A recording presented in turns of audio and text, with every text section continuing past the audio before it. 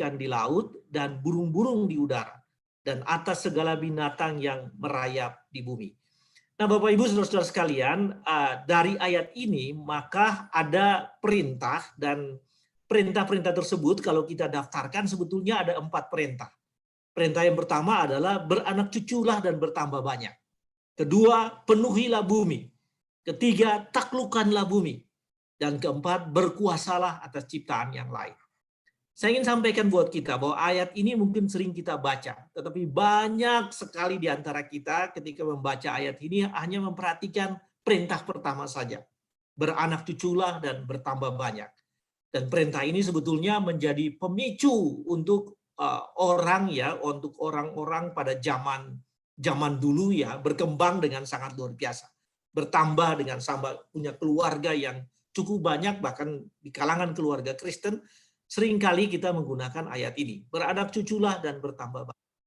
Nah, kita lupa atau kita tidak paham atau kita tidak sadari ya saudara sekalian bahwa ada perintah lain. Perintah yang kedua itu adalah penuhi bumi, taklukkanlah bumi dan berkuasalah atas ciptaan yang lain. Sehingga keempat perintah ini harus dilihat secara bersama-sama. Kita nggak hanya bisa melihat satu perintah tanpa mengabaikan perintah yang lain.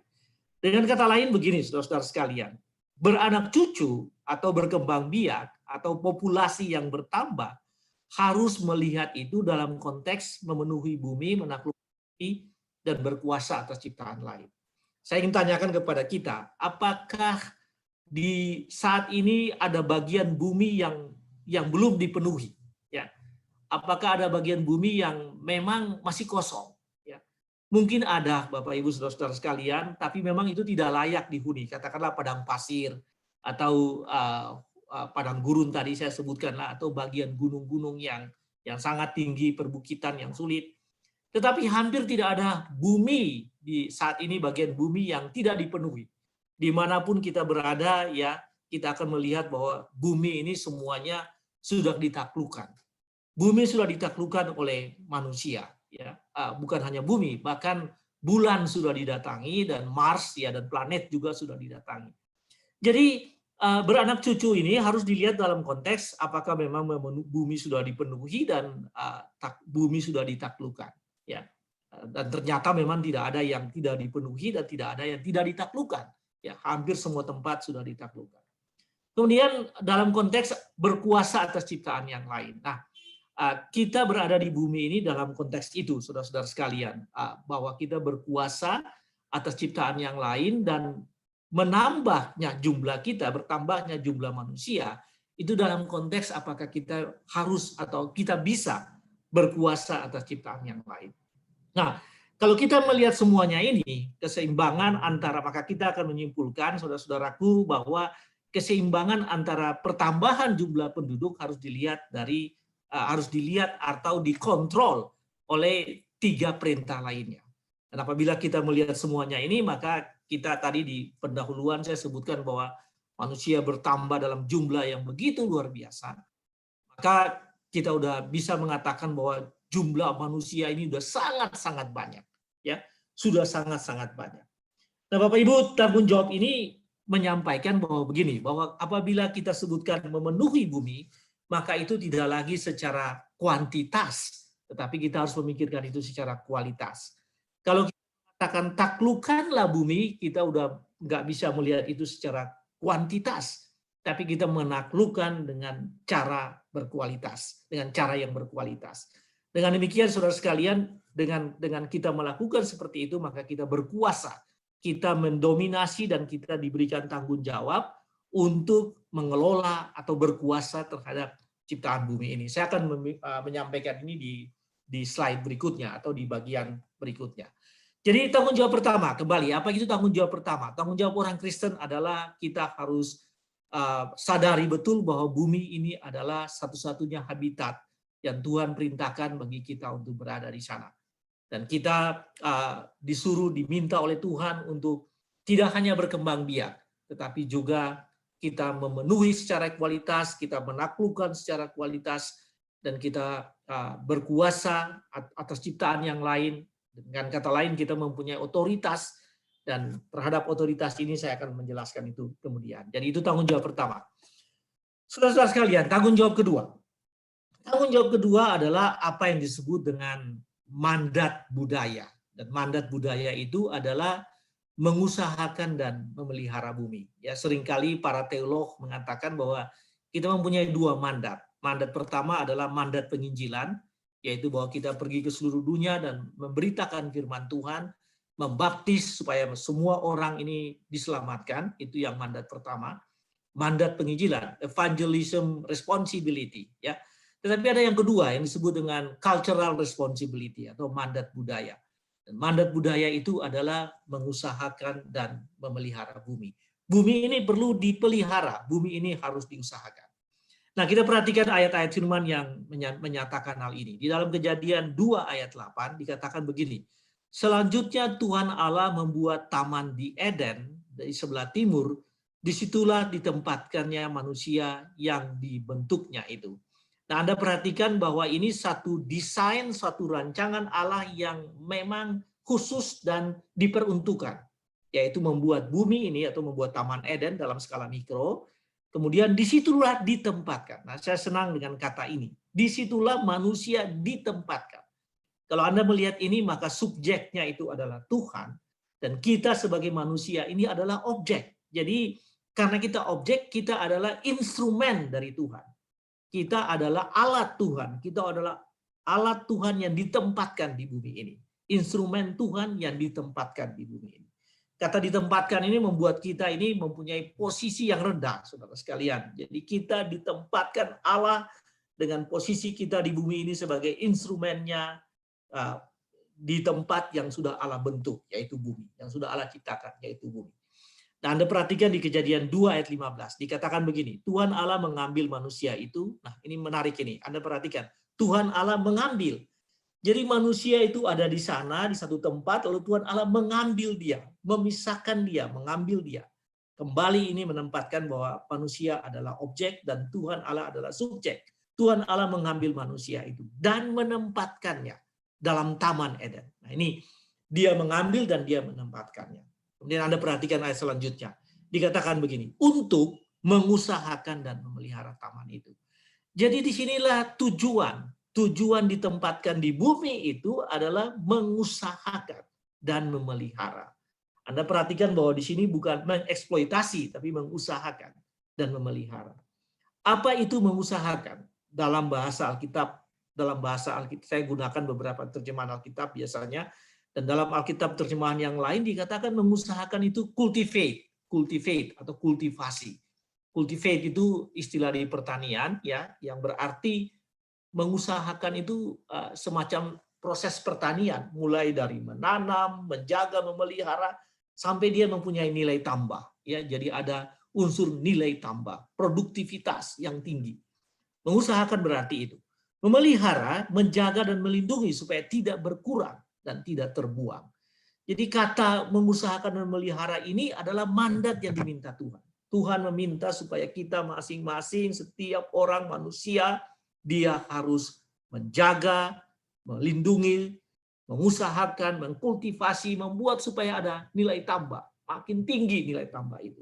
Saya pikir kalau ngomong tentang nilai tambah, itu Anda tahu persis bahwa kita tidak hanya menghasilkan komoditas, tapi kita menghasilkan produk. Itu adalah proses-proses kultivasi, proses dalam suatu rantai kultivasi, dan pada akhirnya kita meningkatkan nilai tambah. Nah, Tuhan Allah menginginkan kita melakukan itu. Itu mandat budaya yang Tuhan berikan ke kita. Yang terakhir, saudara sekalian, tanggung jawab yang ketiga. Jadi kalau tadi tanggung jawab yang pertama, saya ulangi, tanggung jawab pertama yaitu membuat kita harus sadar bahwa bumi ini is the only place untuk kita hidup. Tidak ada tempat yang lain. Meskipun nanti kita bisa pergi ke planet lain sekalipun, ya mungkin berwisata, kan ada tawaran para wisata ke planet Mars. Entah kapan itu akan dilakukan. Tapi ini adalah tempat yang Tuhan berikan bagi kita. Tidak ada tempat yang lain. Yang kedua, tanggung jawab yang kedua tadi yaitu mengusahakan, ya, memelihara dan mengusahakan. Maka yang ketiga ini adalah tanggung jawab untuk yang disebut dengan mengelola. Bapak Ibu, mengelola dalam bahasa yang lebih sering, lebih modern itu manage. Ya, kita dipanggil Tuhan untuk diberikan mandat oleh Tuhan untuk memanage bumi ini. Bumi ini berarti seluruh isinya, ya, sumber daya alam yang ada di dalamnya. Nah, ayatnya itu diambil dari Kejadian 1 ayat 26 sampai 27 yang mengatakan begini. Berfirmanlah Allah, baiklah kita menjadikan manusia menurut gambar dan rupa kita, supaya mereka berkuasa atas ikan-ikan di laut dan burung-burung di udara, dan atas ternak, dan atas seluruh bumi, dan atas segala binatang yang merayap di bumi. Nah, ada 2 poin di sini, saudara-saudara sekalian, kalau Anda perhatikan ayat ini, ayat Kejadian 1 ayat 26 ini. Ya. Yang pertama, bahwa manusia itu diciptakan segambar, ya, menurut gambar dan rupa Allah. Menurut gambar dan rupa Allah, the image of God. Ya. Jadi manusia diciptakan seperti itu, begitu tingginya manusia diciptakan. Dan Anda tahu bahwa semua diciptakan Tuhan dengan bersabda, manusia diciptakan Tuhan dengan Tuhan menghembuskan nafasnya sendiri, ya, sehingga Adam dilahirkan, ya, Adam dibentuk, Anda diciptakan. Jadi manusia dalam roh Allah yang hidup, nafas Allah yang hidup di dalam manusia itu. Itu yang paling penting, yang harus kita sadari hal ini. Namun apa yang terjadi? Manusia jatuh dalam dosa. Manusia jatuh dalam dosa, sehingga image of God itu menjadi kabur, menjadi rusak. Kenapa? Gambar dan rupa Allah itu yang begitu luar biasa itu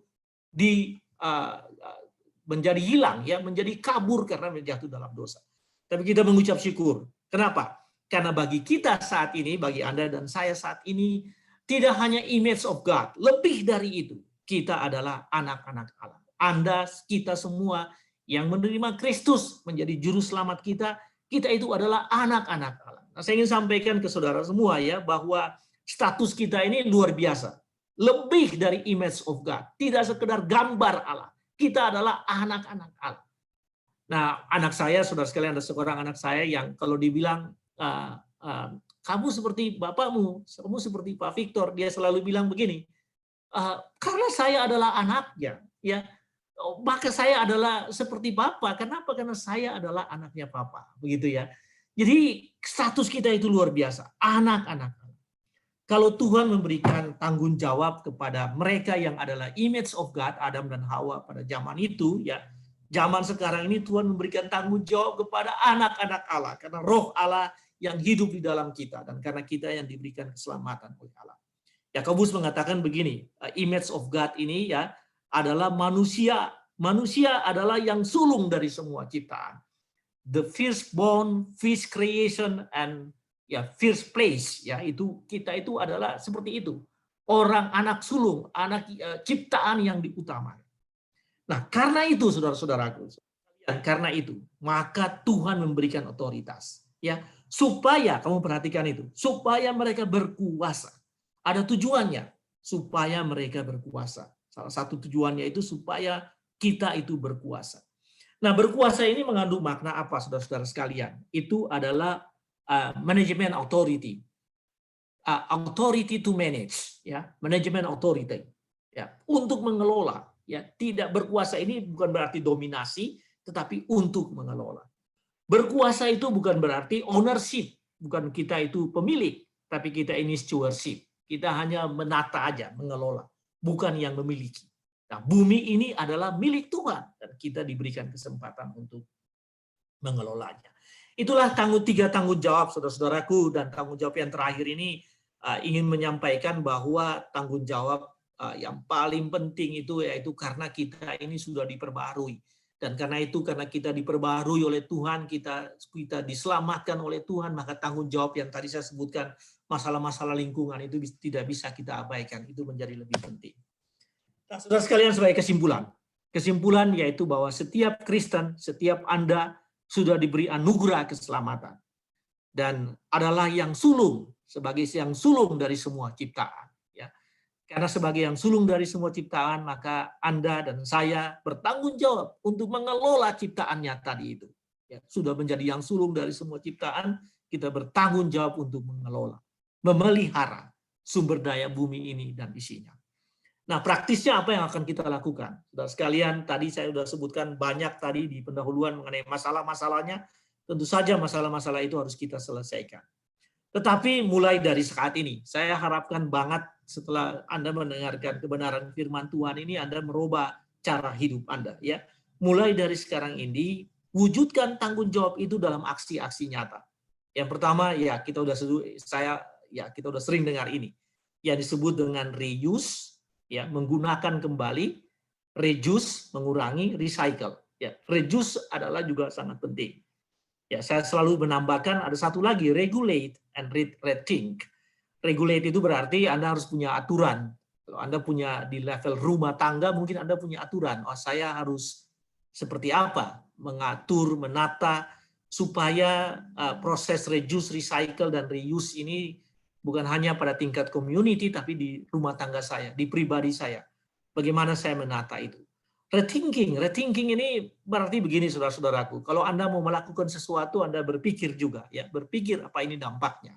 Dampaknya bagi bumi, dampaknya bagi keberlanjutan, sustainability, dampaknya bagi stability, dampaknya bagi productivity itu seperti apa, ya. Jadi kita harus memikirkan hal itu. Reduce, recycle, reuse ini mohon dilakukan itu mulai dari sekarang. Ya, saya nggak tahu Anda punya pandangan terhadap plastik seperti apa, tapi saya pikir reduce plastik, ya kita bersyukur Jakarta, ya di Bogor juga, di banyak kota sudah reduce plastik. Bahkan dilarang ya menggunakan plastik. Itu part dari regulate, ya, ada peraturan pemerintah dan kita harus ikut. Dan mari kita lakukan itu. Kita mendukung semua program-program ini. Kita lakukan itu di level kita. Nah, hal yang terakhir yang sangat terpenting yang saya sebutkan di sini adalah simple lifestyle. Menjaga bumi ini, saudara-saudara sekalian, dan banyak orang, terutama di negara-negara maju, negara-negara pertama, ya, dunia pertama, sadari betul bahwa tidak ada cara selain kita harus mengikuti apa yang disebut dengan simplicity of life, simple lifestyle. Dan Billy Graham, John Stott, banyak tokoh-tokoh penginjil dunia yang mengatakan bahwa simple lifestyle itu adalah salah satu karakter orang Kristen. Saudara-saudara sekalian, saya ingin kita mengikuti simple lifestyle, apalagi kita yang hidup di dunia ekonomi, perpajakan, dan seterusnya ini, maka simple lifestyle pasti Anda udah tahu. Salah satunya itu right consumption, ya. Kita consuming what we need, not what we want, ya. Jadi kita harus kendalikan konsumsi kita, ya, apalagi setelah terjadi COVID ini banyak sekali ada isu-isu yang mengaitkan itu dengan lingkungan, dengan lifestyle kita, dan firman Tuhan hari ini ingin menyampaikan kepada kita bahwa simple lifestyle itu adalah salah satu yang harus kita ikuti, harus kita lakukan. Nah, saudara-saudara sekalian, demikianlah firman Tuhan, dan saya